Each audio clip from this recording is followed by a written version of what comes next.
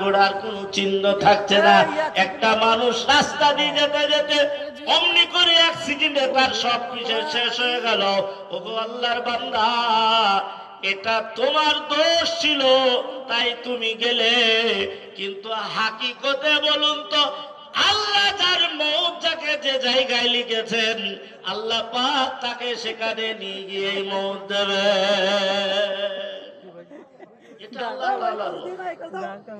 আমি যেখানে যার মৌত লিখবো সেখানে তাকে নিয়ে গিয়ে তারপরে তার মৌত দেওয়া হবে।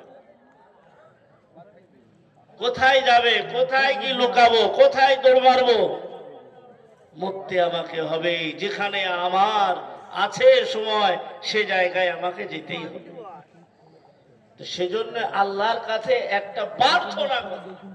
প্রার্থনাটা এই যে আল্লাহর কাছে বলে, আল্লাহ আমি তোমার কাছে একটা প্রার্থনা চাইছি, সেটা হলো যখন তুমি আমাকে মওত দিবে এই মওতটা যেন ঈমানি হালতে ঈমানি অবস্থায় হয়, ঈমানি অবস্থাতে হয়। কেন? এই জন্যই যে কবরে যাওয়ার পরে ঈমান না নিয়ে যদি মারা যায় তাহলে তো গোলমাল হয়ে যাবে। সেজন্য ঈমানি অবস্থাতে মরার কথা আল্লাহ তাআলা বলেছেন, ইয়া আইয়ুহাল্লাযীনা আমানু হাক্কা তুকাতিহি ওয়া লা তামুতুন্না ইল্লা ওয়া আনতুম মুসলিমুন। হে বিশ্ববাসী, তোমরা মরো না অতক্ষণ পর্যন্ত যতক্ষণ না তুমি মুমিন হবে। তাহলে মুমিন না হয়ে মারা যাওয়া যাবে না। আর মুমিন হতে গেলে এই বিষয়গুলো আপনাকে করতে হবে।